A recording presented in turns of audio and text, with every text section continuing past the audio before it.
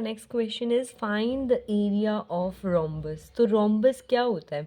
Rhombus कोई भी ऐसा पैरेललोग्राम, हर पैरेललोग्राम एक रोम्बस होता है, लेकिन रोम्बस बनने के लिए जो स्पेसिफिक बात उसे चाहिए वो क्या है कि रोम्बस की हर साइड इक्वल होती है। ठीक है, मतलब वो पैरेललोग्राम जिसकी लेंथ और ब्रेथ सेम है उसे हम रोम्बस बोलेंगे। मतलब वो वाला पैरेललोग्राम जिसकी ये एक ऐसा पैरेललोग्राम है जिसकी लेंथ ये भी एल है, ये भी एल है, ये भी एल है और ये भी एल है। ठीक है तो इसके अंदर कोई भी चेंज नहीं है। We are going to apply the same rule, same formula to find the area of a rhombus, जो हम फॉर्मूला यूज कर रहे हैं to find the area of parallelogram. So our question is find the area of rhombus.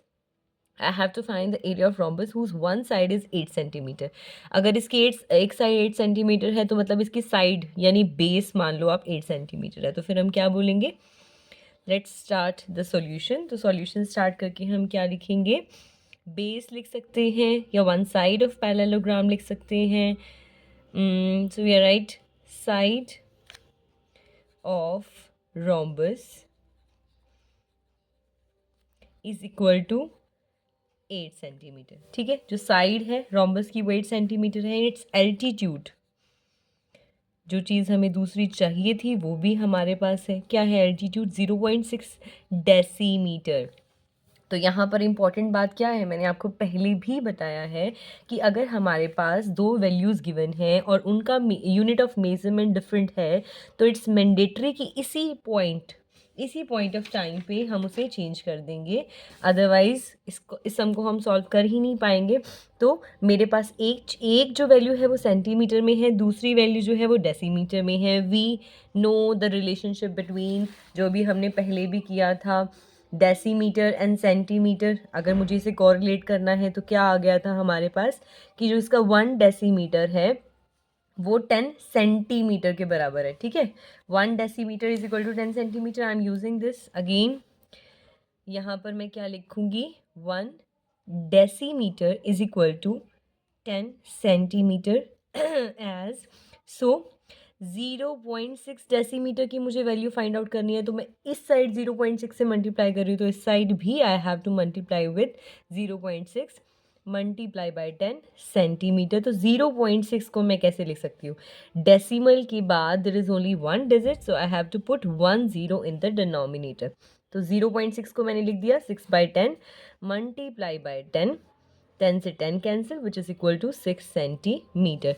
तो फिर मैं क्या लिख सकती हूँ कि जो हमारा एल्टीट्यूड है उसकी वैल्यू कितनी हो गई? 6 centimetre.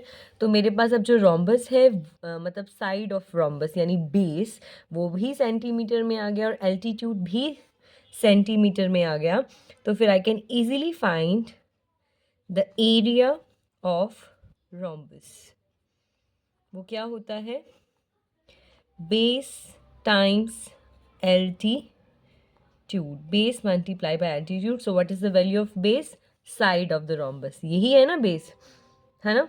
So that is 8 multiply by 6. 8 times 6 is 48 centimetre square. क्यों?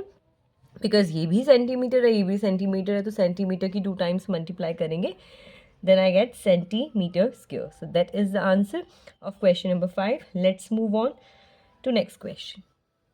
Next question number 6 is find the altitude of the rhombus. तो मुझे यहाँ पर रोम्बस गिवन नहीं है, रोम्बस की वैल्यू एल्टीट्यूड गिवन नहीं है। I have to find the value of altitude.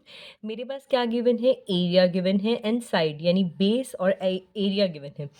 So I can start area of rhombus. अभी भी मैंने आपको बताया था कि वो पैरेललोग्राम जिसकी सारी की सारी साइड्स इक्वल होती हैं उन्हें हम रोम्बस बोलते हैं। तो इसमें हम पैरेललोग्राम का ही फॉर्मूला अप्लाई कर सकते हैं। तो area of parallelogram is 320 metre square and side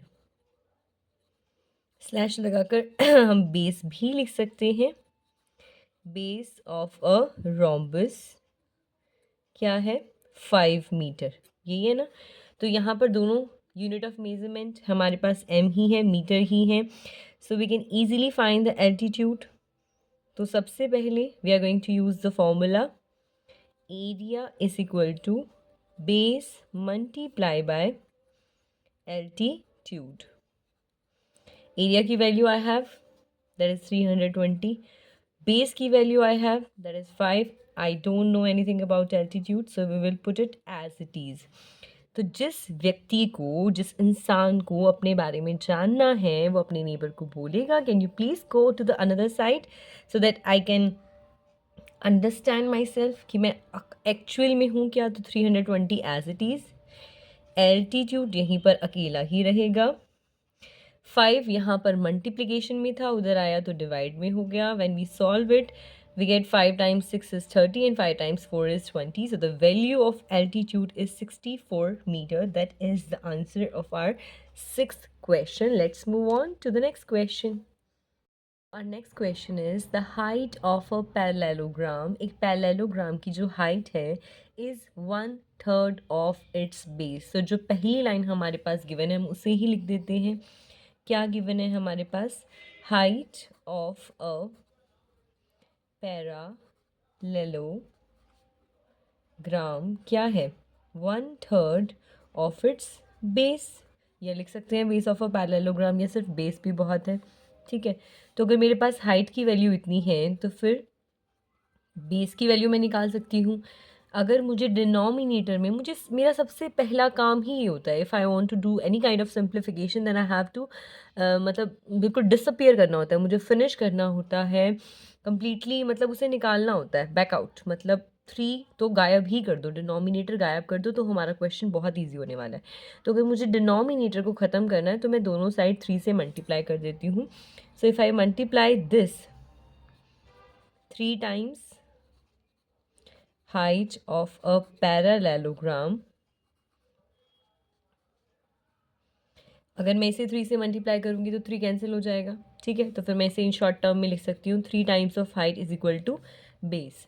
ठीक है, if the area is 108 centimetre, मेरे पास क्या गिवन है?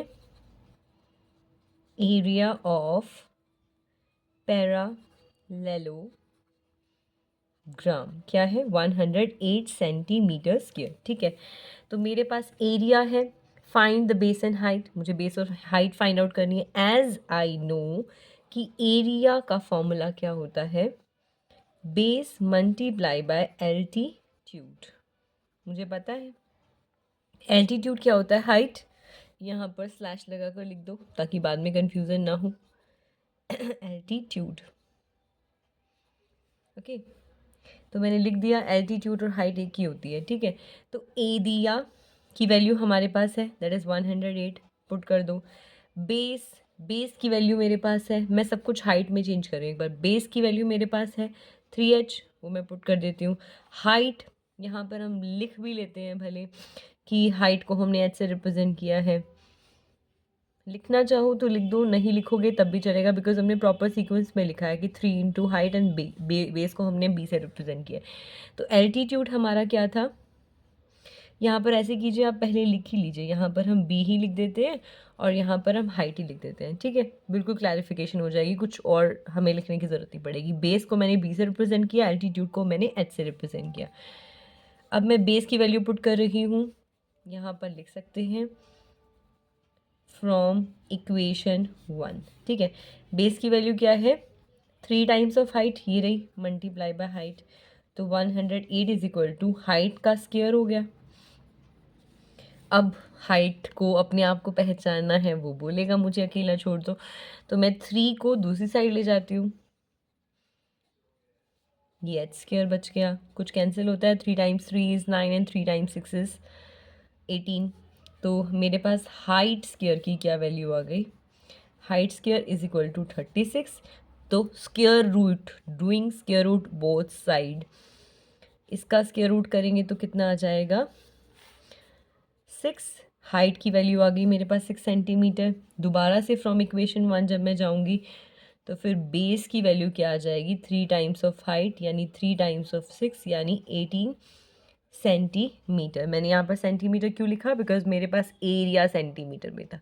ठीक है, यूनिट ऑफ मेजरमेंट हर केस में सेम ही होगी. So answer is height is equal to 6 centimetre and base is equal to 18 centimetre. That is the answer of our question. ठीक है, ये इसने पूछा था find the base and height, वो हमने निकाल दिया। हाइट ये है, बेस ये है, भले लास्ट में लिख दो। So base is equal to 18 centimetre and height is equal to 6 centimeter. That's all. Let's move on to question number 8.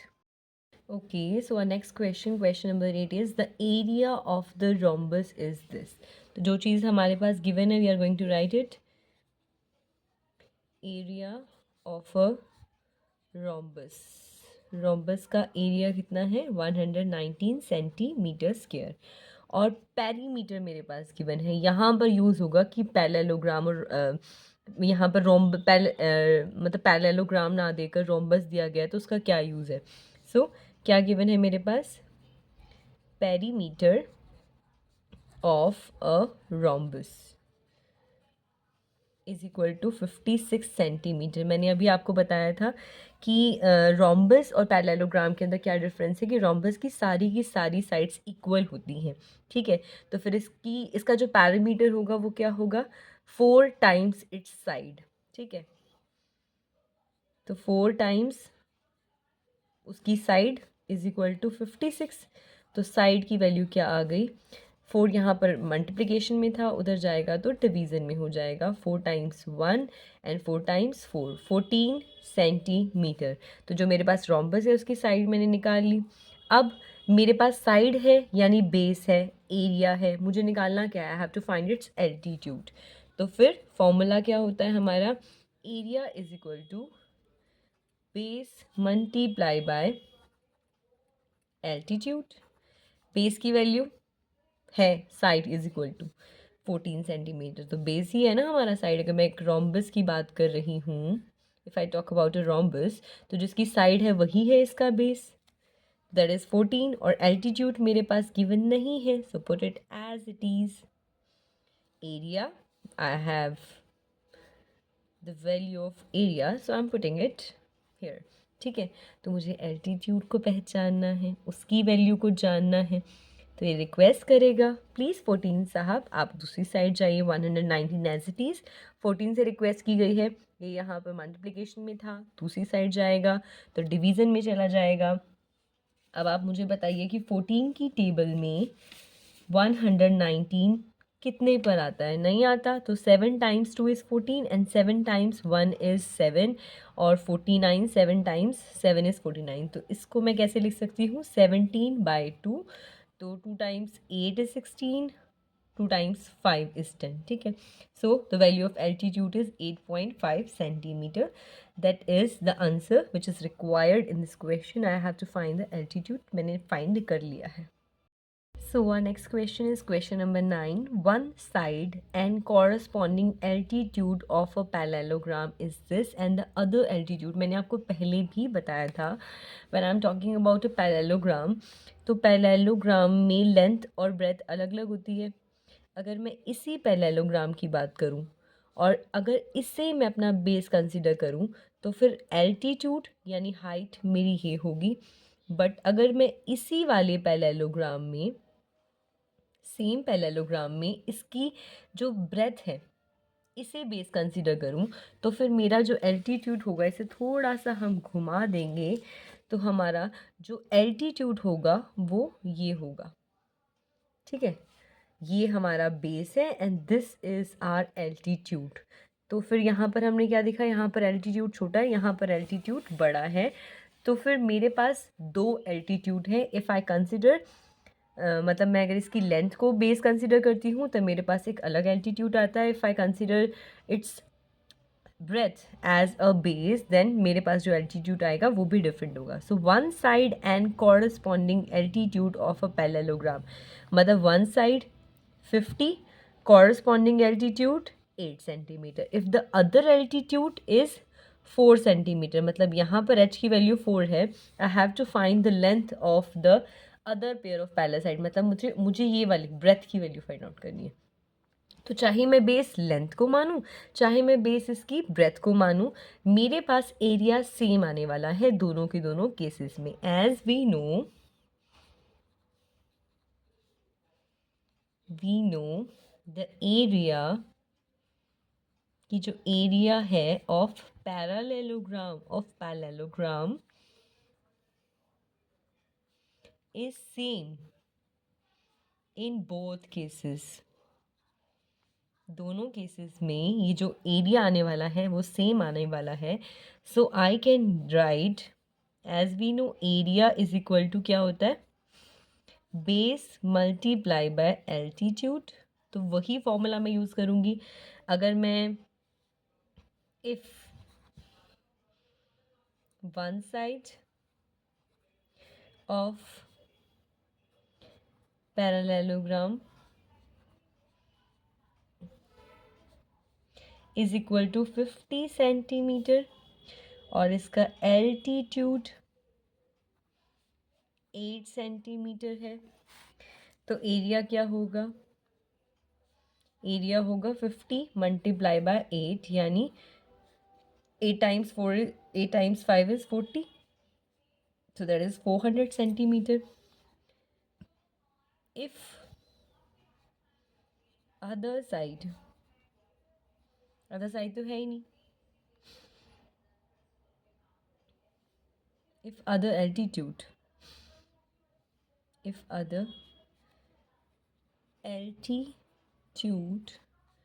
of parallelogram is equal to 4 centimetre है, इस केस में भी एरिया तो यही वाला यूज़ होने वाला है, तो फिर दोबारा से हम वही लिख देंगे as area is equal to base multiply by altitude, और एरिया दोनों केसेस में सेम आने वाला है। तो एरिया हमारे पास है 400, बेस हमारे पास नहीं है, I have to find the value of base, और एल्टीट्यूड हमारे पास कितना है 4 सेंटीमीटर। तो बेस को अकेला छोड़ो, 4 को दूसरी साइड लेकर जाओ, then we get the value of base which is equal to 100 centimetre. Next line में लिख लीजिए base is equal to 100 centimetre. यही मुझे फाइंड आउट करना था। I have to find the length of other pair of parallel side. इसकी जो दूसरी पैरेलल साइड है उसकी लेंथ कितनी हो जाएगी 100, ठीक है। तो ये लेंथ है, और जो पहले वाली थी वो ब्रेथ थी, क्योंकि ब्रेथ कम होती है और लेंथ ज़्यादा होती है। तो मैंने other pair of parallel sides निकाल लिया, दैट इज़ 100 सेंटीमीटर, ठीक है। यही मुझे निकालना था। Let's move on to question number 10। Sum को हम एक और तरीके से कर सकते हैं।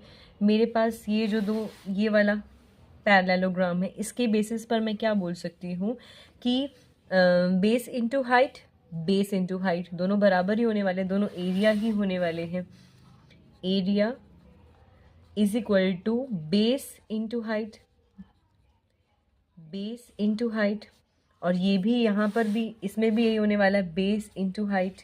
तो ये हो जाएगा, I am writing it again, area is equal to base 50, यही था ना बेस, इंटू हाइट यानी 50 मल्टीप्लाई बाय 8, और इस केस में भी यहाँ पर हम ले लेंगे एरिया क्या होगा, बेस इंटू हाइट यानी base multiply by 4, base multiply by 4। तो फिर इस एरिया को तो मैं भुला ही दूँ, बिकॉज दोनों की दोनों एरिया की ही वैल्यू है। अगर मैं सिर्फ इस वाली चीज़ को लूँ, लास्ट की दो चीज़ों को लूँ, तो मेरे पास क्या आ जाएगा, 50 multiply by 8 is equal to B multiply by 4। तो मुझे बेस की वैल्यू फाइंड आउट करनी है, इसको एक आन देते हैं। 50 multiply by 8 as it is, 4 इस साइड चला जाएगा, 4 टाइम्स 2 इज़ 8, तो यहाँ पर बी की वैल्यू 100 सेंटीमीटर आ गई। इसको हम डायरेक्ट इस तरह से भी कर सकते हैं। So let's move on to our next question. Our next question is question number 10. Area of parallelogram is 625. तो मैं लिख देती हूँ area of parallelogram is equal to 625 meter square. Find the length of the sides of the parallelogram. मुझे lengths निकालनी है। If altitude corresponding to the sides are 20 metre and 25 metre, तो फिर मुझे क्या निकालना है, मुझे लेंथ्स निकालनी है। तो मैं एज्यूम कर लेती हूँ कि वो लेंथ क्या है। Let L and B the sides, या बी द बेस ही लिख लेते हैं हम direct, B the base corresponding, किसके corresponding, corresponding to the altitude, कौन कौन से एल्टीट्यूड, एल जो साइड है corresponding to the altitude 20 metre है, और जो बी बेस है वो 25 मीटर एल्टीट्यूड के कॉरस्पॉन्डिंग है। ठीक है, तो फिर मैं क्या लिख सकती हूँ, I can write if base, या if one base is, one base लिख लेते हैं, if one base is equal to L, metre भी लिख लो पीछे, एल्टीट्यूड, उसके कॉरस्पॉन्डिंग एल्टीट्यूड क्या है 20 मीटर्स, तो इसका एरिया क्या हो गया हमारा L मल्टीप्लाई बाय 20। ठीक है, या 20L भी लिख सकते हो आप, 20L मीटर स्क्वायर। ठीक है, बट एरिया की वैल्यू मेरे पास कितनी गिवन है 625, तो मैं क्या लिख सकती हूँ 20L किसके बराबर है 6, एरिया की वैल्यू लिख दी मैंने 625, तो L की वैल्यू मेरे पास क्या आ गई, L एकांत चाहिए, 20 को दूसरी साइड भेज देगा, कुछ कैंसिल हो रहा है, 5 times 4 is 20 and 5 times 1, 5 times 2 is 10, 5 times 5 यानी ये आ गया 125/4, यानी 4 times 3 and 4 times 1 and 4 times 2 is 8, 4 times 5, तो 31.25 आ गया मीटर स्क्वायर। ठीक है, मेरे पास एक लेंथ आ गई, मुझे अब ब्रेथ की वैल्यू यानी दूसरे बेस की वैल्यू निकालनी है, तो मैं लिख दूंगी if second base is equal to B metre, उसके कॉरस्पॉन्डिंग हमारा एल्टीट्यूड क्या है 25 मीटर्स, एरिया क्या होगा b मल्टीप्लाई बाय 25, लेकिन एरिया की वैल्यू कितनी है 625, तो b मल्टीप्लाई बाय 25 लिख दो, b को एकांत चाहिए दे दो, 625 यहीं पर है, 25 भी दूसरी साइड आएगा, मुंह चेंज होगा, मल्टीप्लिकेशन से डिवीजन में हो जाएगा, ये तो पूरा ही कैंसिल हो रहा है, तो ब्रेथ की वैल्यू कितनी आ गई 25, सॉरी यहाँ पर मीटर स्क्वायर नहीं आएगा बिकॉज ये साइड है, तो ये भी ब्रेथ हमारी कितनी आ गई 25 मीटर। ठीक है, तो मेरे पास यही दो साइड्स मुझे चाहिए थी, यही दो साइड्स मैंने फाइंड आउट कर दी। जो 9th क्वेश्चन है उसमें भी आप एज्यूम करके इसी तरह से क्वेश्चन कर सकते हो कि जो हमारी लेंथ है, मुझे क्या निकालना था, find the length of the other pair of parallel side, तो फिर मुझे लेंथ एज्यूम कर लेनी थी और फिर मैं इसी तरह से पिछले वाले सम को कर सकती थी, जैसे मैंने आपको यहाँ पर बताया, मैंने यहाँ पर अगर एज्यूम कर लिया कि जो मेरी लेंथ है कॉरस्पॉन्डिंग, तो फिर वो b है, अगर वो लेंथ b है तो फिर ये दोनों एरिया के इक्वेट पुट करके बिल्कुल 10th सम की तरह हम ये 9th सम भी कर सकते हैं, अगर हम एज्यूम कर ले कि कॉरस्पॉन्डिंग जो इसकी लेंथ है इस एल्टीट्यूड के कॉरस्पॉन्डिंग वो b है, तो फिर हम ये सारा सम बिल्कुल 10th सम की तरह भी कर सकते हैं। That's all. If you like our videos then please don't forget to like, share and subscribe our channel, and don't forget to share it with your friends.